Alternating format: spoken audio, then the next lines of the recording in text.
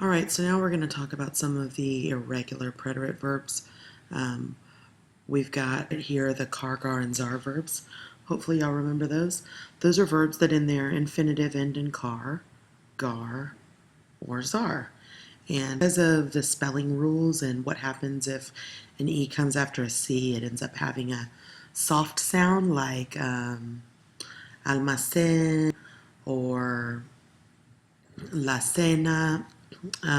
It would obviously have a soft sound. So instead of ending in CE in the yo form, they changed it to QUE because that obviously is going to give us that hard sound that we want out of tocar.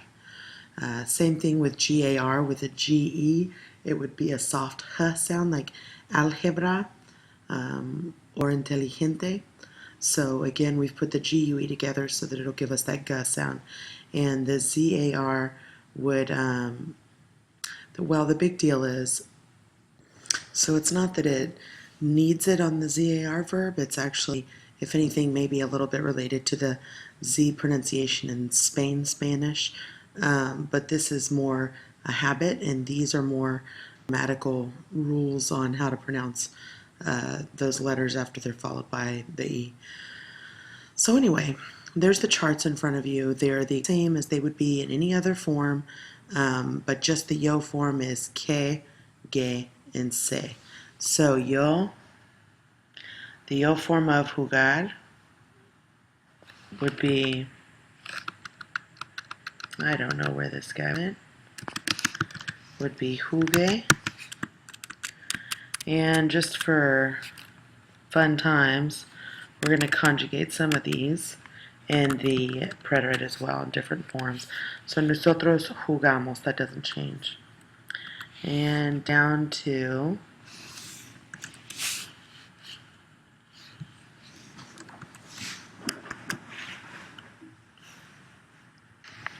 the yo form of navegar, which is nave.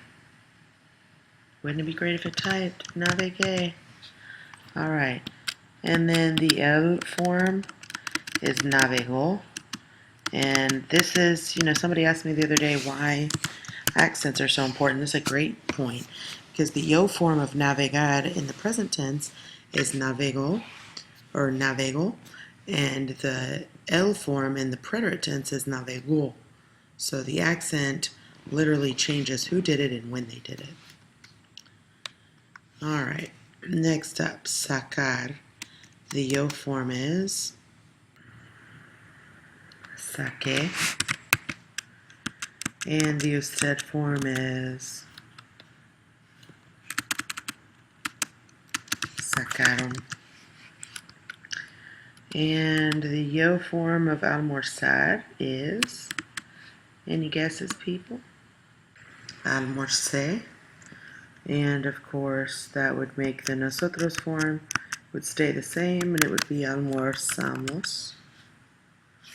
And then the yo form of investigate would be investigué.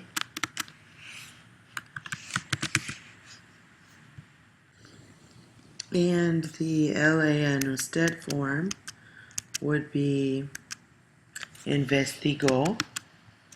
And since the rule with the O after the G is different, we don't have to worry about that.